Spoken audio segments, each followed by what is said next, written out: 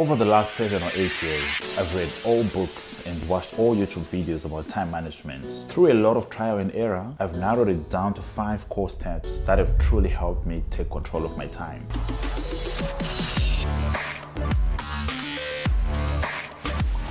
Let's jump right into the first one. Learning to say no. Saying no. Now, that's a skill. It sounds simple enough, but in reality, regardless of your role, people will keep throwing requests at you. Quick syncs, urgent meetings, all the classic, can I pick your brain for 5 minutes? And guess what? It's never 5 minutes. You know what the problem is? If you say yes to everything, you'll never have time for what actually matters. At first, it felt awkward. I didn't want to seem unhelpful or like I wasn't pulling my weight. But I started practicing little ways to say no, like, can you do this later? Or I need to focus on something urgent right now. Think of it this way. Every time you say yes to something, you're saying no to something else. If you agree to jump into a random meeting, you're saying no to finishing that proposal or getting some actual work done. Do you know that? And here's the thing. When you start setting boundaries, people respect it.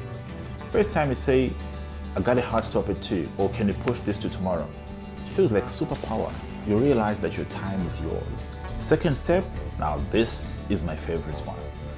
I use it every day, and that is the power of writing down every single task.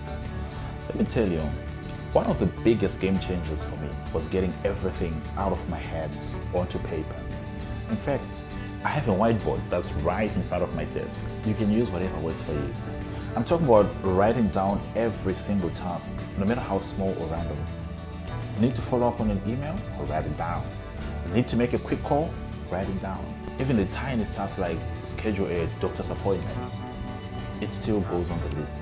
When I first started doing this, it felt a bit over the top, but trust me, once you see your whole day laid out right in front of you, it's like a weight is lifted off your brain. You don't have to waste your mental energy trying to remember what you need to do. It's all right there.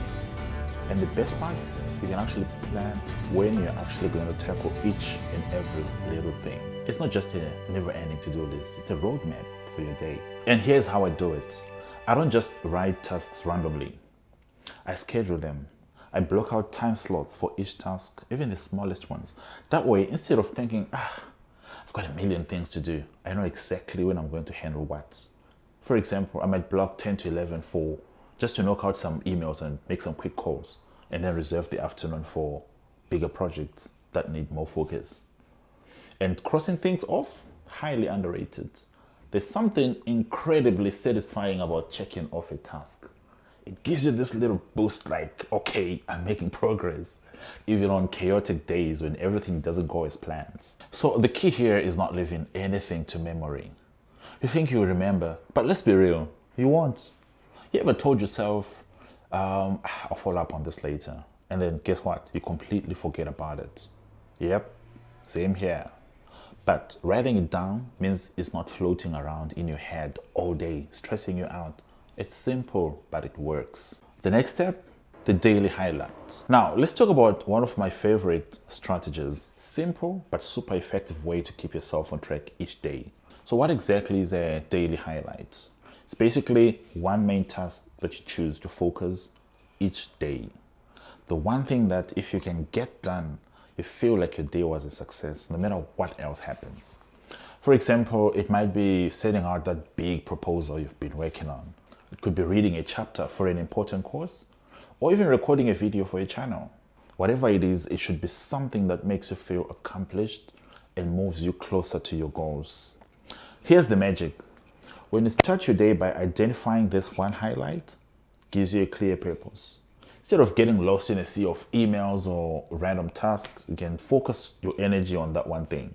I like to tackle it first thing in the morning, before the world starts throwing distractions at me. That way, I know I've done something meaningful right out of the gate. And let's be honest, some days are a hot mess. Meetings run late, unexpected issues pop up, and it feels like everything is vying for your attention. But even if the rest of the day goes off rails, if you've nailed that one highlight, you still walk away feeling productive. It's a simple way to cut through the chaos and reminding yourself that you're making progress. Plus, it helps keep you motivated. There's a sense of accomplishment that comes from knowing that you've moved the needle on something important. And who doesn't want to end the day feeling like a rock star, right? So as you plan your day, take a moment to think about your daily highlight. Trust me, it's a small change that can have a big impact. Step number 4, now I'll be honest with you. This is something that I really struggled with, delegation. I mean, who doesn't want to be the superhero of their own to-do list? You can't do everything yourself, and thinking you can is a recipe for burnout. When I first started running my own business, I was hesitant to hand off tasks. I'm very big on quality. In fact, I'm a perfectionist. And I often felt like nobody could do things exactly the way I wanted. It's like that moment when you hand over your favorite project and you can already cringe when someone else does it differently. It's a tough pill to swallow, right? But here's the thing. As my workload grew, I realized that clinging to every little task was holding me back. I had to learn that delegation doesn't mean giving up control. It means being smart about how I use my time. When I finally took the plunge and started passing off tasks like admin work or research, I freed up myself to focus on what really matters, growing the business and hitting my goals. And guess what? Things didn't fall apart. In fact, they often turn out to be just fine.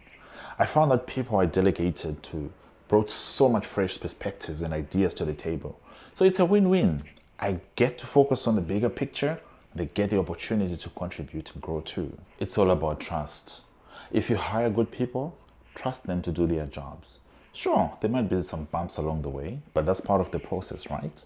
I've learned to celebrate the successes and guide through the challenges. And honestly, it's pretty rewarding to see someone else take ownership of a task and knock it out of the park. So if you're like me and struggling with letting go, take baby steps. Start with small tasks you can delegate. It will help you realize that your time is better spent on things that require your expertise. And soon enough, you find yourself asking, why didn't I do this sooner? Because the truth is, delegation is not just about lightening your load. It's about empowering your team and setting yourself up for success. Step number 5, owning your time.